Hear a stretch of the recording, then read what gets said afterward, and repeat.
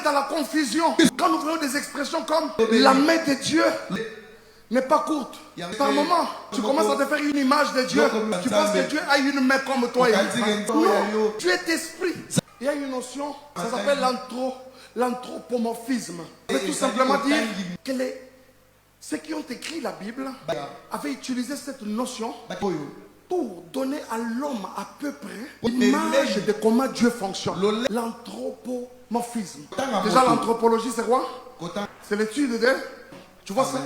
C'est une manière par laquelle on passe une image à l'homme, comment Dieu fonctionne. Ne veux pas dire que Dieu a un bras comme toi et moi. Dieu est esprit. Tu ne sais pas. Toi, pendant que tu penses que Dieu a 2 bras comme toi, peut-être qu'il en a 3 milliards. C'est juste une image pour nous donner à peu près l'image de comment Dieu fonctionne. Ça voudrait tout simplement dire, il peut ne pas avoir des mains et des bras, mais ça ne l'empêche pas de te toucher.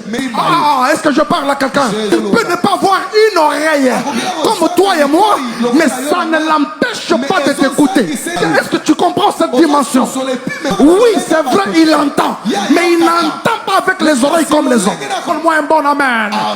Tu dois d'abord savoir que lorsqu'on parle de la main droite de Dieu, Étienne a vu Jésus assis à la droite du Père. Donc Étienne, Nouveau Testament, il voit Jésus à la droite du Père. Parce que Jésus a été ressuscité, il s'est assis à la droite du Père. La manière d'attribuer à Dieu ou à une divinité les caractéristiques d'un humain, ou même d'attribuer à un animal les attributs d'un humain, c'est ce qu'on appelle l'anthropomorphisme. Parce que Dieu n'a pas de morphée. Dieu n'a pas de forme. Dieu est assis sur un trône. Ok, le trône mesure combien? C'est-à-dire que Dieu est limité. Sa jambe droite est ici, sa jambe gauche est là-bas. Donc Dieu peut être empaqueté, embouteillé, quelque part, il est limité. La main de Dieu n'est pas trop courte pour agir, donc Dieu a une main. Moïse se retourna et il vit Dieu par le dos, donc Dieu a un dos. Les enfants d'Israël à Sinaï ont vu les pieds de Dieu, donc Dieu a des pieds. Habakkuk 2.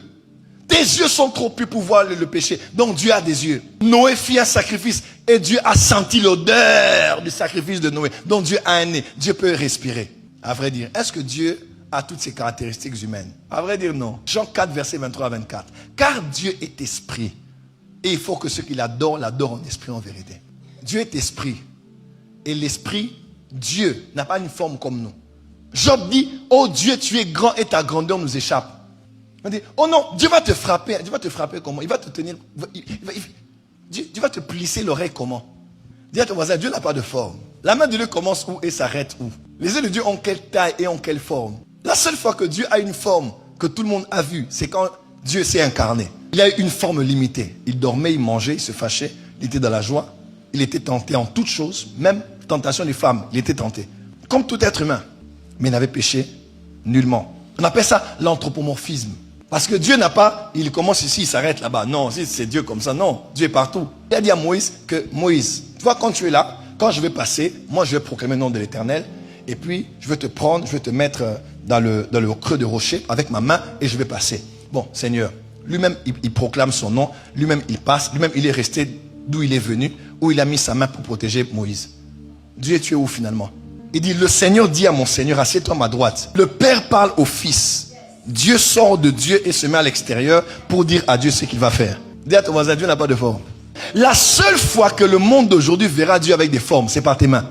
Quand on parle des mains de Dieu, c'est une manière que Dieu a utilisée pour te faire comprendre au fait quelque chose que ta tête en tant qu'humain peut comprendre.